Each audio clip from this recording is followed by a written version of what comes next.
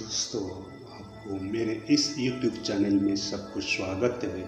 और आज हम आपको एक कुछ नया टॉपिक लेकर आए हैं।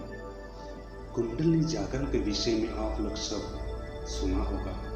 मैं आज आपको कुछ कुंडली जागरण और उसकी शक्ति के विषय में और उसका कैसे क्रियान्वित होता है और उसका भ्रांति आज के युग में कैसे सोशल मीडिया में इसका भ्रांति प्रचलन बहुत अधिक है, उस विषय में आपको बताऊंगा। देखिए, मनुष्य शरीर के बहुत प्रकार के शक्ति सुप्त अवस्था में रहते हैं। उसी से मनुष्य अज्ञात अविद्या अवस्था में सदा रहता है। अगर उस शक्ति को जगा दिया जाए तो मनुष्य के अंदर सिद्धियां, देवत्व प्राप्ति होता है। कुंडलिनी योग एक ऐसा शक्ति है जो मनुष्य अनादि काल से उसके ऊपर अध्ययन करता रहता है, उसके ऊपर प्रैक्टिस करता रहता है उस शक्ति को जगाने के लिए। लेकिन क्या आप जानते हैं, कुंडलिनी जागरण के विषय में कोई भी विशेष पुस्तक नहीं है। जितने भी भारतीय संस्कृति साहित्य में उपलब्ध है, कुछ पाश्चात्य लोग भी पुस्तक इसके ऊपर लिखे हैं। उसमें तो कुछ अपने मन से कल्पना किए हैं, कुछ अपने एक्सपेरिमेंट दिए हैं, और कुछ लोग सोशल मीडिया में इसमें अपना मन से कल्पना करके यूट्यूब बना दिए हैं, जो आज के युग में सबसे बड़ा जटिल और कॉम्प्लिकेटेड हो गया है कि लोग किसको सत्य माने, किसको झूठ माने।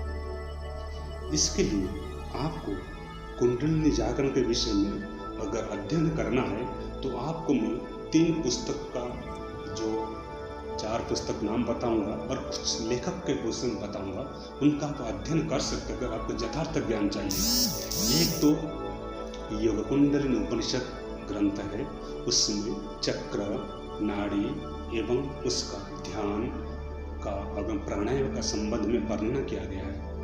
दूसरा हठ प्रदीपिका योग ग्रंथ है, उसमें भी चक्र कुंडलिनी के विषय में वर्णन है, और देवी भागवत में भी वर्णन है, और शिव संहिता तंत्र ग्रंथ में भी कुंडलिनी जागरण के विषय में वर्णन मिलता है। लेकिन योग शास्त्र में कुंडलिनी शक्ति का विशेष महत्व बताया गया है, क्योंकि ये शक्ति जागरण होना एक प्रकार का सिद्धि को प्राप्त करता है व्यक्ति। लेकिन क्या आपको पता है, जितने भी यूट्यूब आप देख रहे हैं वो सबके सब कहीं ना कहीं उद्धृत है, क्योंकि जो प्रैक्टिकल है वो किसी को पता नहीं होता है। कोई 1-2 व्यक्ति होता है जिसका कुंडलिनी जागरण होता है, कोई 1, कोई 2, और बाकी हम सब उसकी कल्पना करके चलते हैं। अगर आप कुंडलिनी शक्ति का विषय में आपको जानना है तो योग ग्रंथ में उसमें मिलता है कि कुंडलिनी शक्ति सुप्त अवस्था में मूलाधार चक्र में रहता है, और मूलाधार चक्र में एक कंद मानी योनि त्रिकण नाम से एक अंग है, वही कुंडलिनी शक्ति है। योग ग्रंथ में ऐसा वर्णना है कि गुदा से 2 उंगली ऊपर और जनेंद्रिय के 2 उंगली नीचे 4 अंगुली विस्तार में एक त्रिकोण योनि एवं कंद रूप से कुंडलिनी सुषुप्त अवस्था में रहती है, और उसका मुख नीचे की तरफ होता है। जो यहाँ जो सर्प रूप से वर्णन किया गया है, यहाँ कोई सर्प नहीं है, ये केवल समझाने के लिए यहाँ शक्ति एक प्रकार का एनर्जी जो रहता है उसको ही सर्प रूप से वर्णन किया गया है। कुंडलिनी विद्या अनादि काल से इसके ऊपर बहुत रिसर्च हो चुका है, और खास करके पाश्चात्य लोग में इसका बहुत प्रचलन क्यों? इसमें बहुत भ्रम है।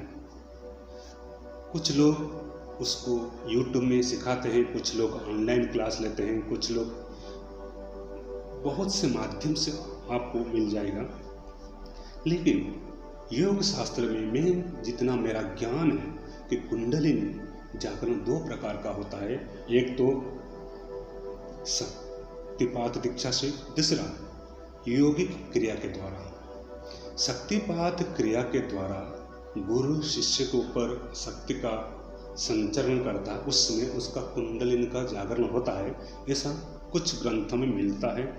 और जो योगिक क्रिया है वो योगिक क्रिया के द्वारा भी कुंडलिनी जागरण होता है, जिसमें आप उसमें वर्णन होता है कि आप जब तक आप ईड़ा पिंगला सुषुम्ना शुद्ध नहीं होता, नाड़ियों का जब तक शुद्ध नहीं होता तब तक किसी का भी कुंडलिनी जागरण नहीं होगा, चाहे वो कितना भी करे।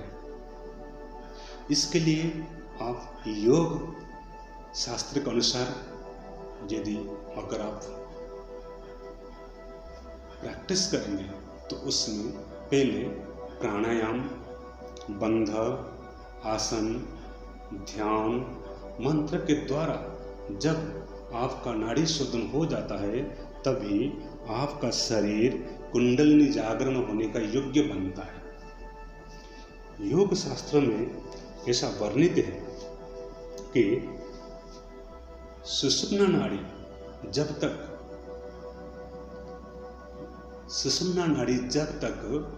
शुद्ध नहीं होती तब तक कुंडलिनी जागरण नहीं होता। चाहे कोई कितने भी इसके ऊपर अपना दावा करे, जब तक सुषुम्ना नाड़ी, क्योंकि प्राण ईड़ा एंड पिंगला, ईड़ा जो हमारा बाएं नासिका से लेकर मूलाधार चक्र तक, और जो पिंगला है और दाहिने जो क्षेत्र से लेकर के मूलाधार चक्र रूप से प्रभाव होता है, और दोनों कभी सूर्य और चंद्रमा रूप से वर्णन है योग शास्त्र में। जब दोनों एक साथ में चलते हैं तभी हमारा जो सुषुम्ना नाड़ी है उसका प्रभाव होता है। सुषुम्ना नाड़ी के अंदर प्राण चलने से मन में जो क्या होता है, दिव्य सात्विक गुण का उत्पन्न होता है। इसीलिए सुषुम्ना नाड़ी के अंदर जब शुद्ध होता है तो सुषुम्ना नाड़ी के अंदर एक नाड़ी है वज्र नाड़ी, और उस वज्र नाड़ी के अंदर एक और सूक्ष्म नाड़ी है, उसको कहते हैं चित्रिणी नाड़ी। और चित्रिणी नाड़ी के अंदर एक और सूक्ष्म नाड़ी है ब्रह्म नाड़ी, और उस ब्रह्म नाड़ी के अंदर कुंडलिनी का जो शक्ति वो प्रवाहित होता है, बहुत बहुत सूक्ष्म। लेकिन जब तक योग्य गुरु का द्वारा आसन प्राणायाम के द्वारा आपका नाड़ी शुद्ध नहीं होता है तब तक कुंडलिनी जागरण एक प्रकार का भ्रांति है।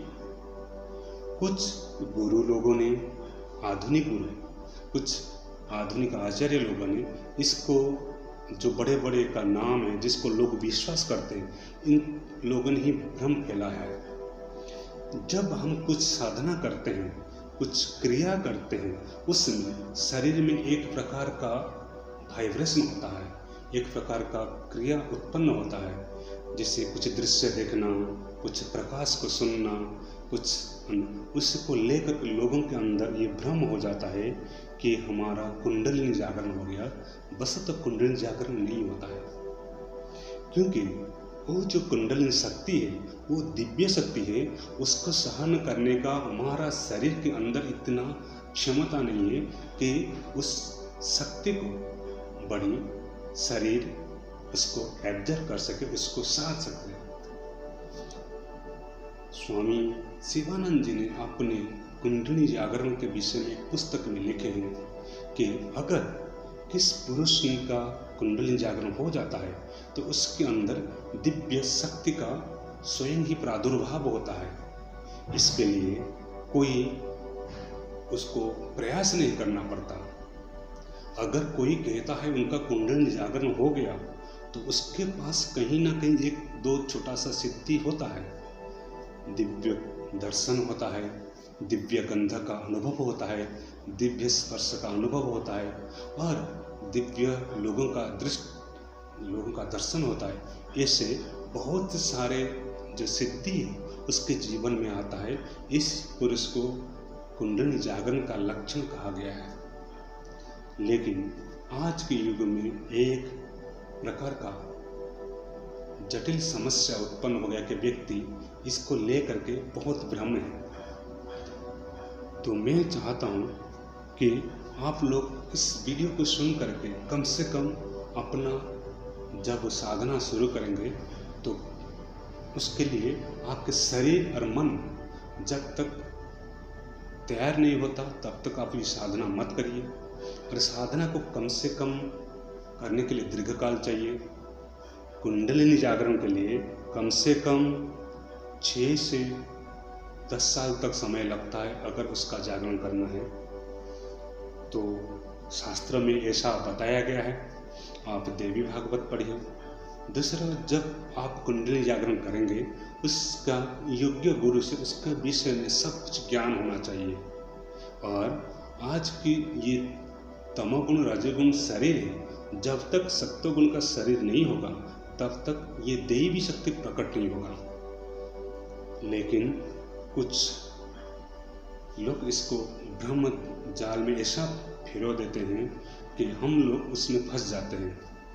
कोई भी व्यक्ति इसको करने से पहले अपना निर्धारण कर ले कि किसी भी बाधा नहीं आए और योग्य गुरु से सीख ले। कभी भी पुस्तक और यूट्यूब पढ़ करके जो लोग करते हैं उनके द्वारा ये कुंडली जागरण नहीं होता है, इसमें और हानि होता है। तो आप लोग सब इस वीडियो को देख करके सुन करके हो सकता है कि आप अपना साधना कैसे शुरू करें, इसके लिए आपको खुद को निर्णय लेना पड़ेगा। और आप इस साधना के विषय में किसी योग्य गुरु के विषय से लेना चाहते हैं तो उससे आप ले सकते हैं। धन्यवाद।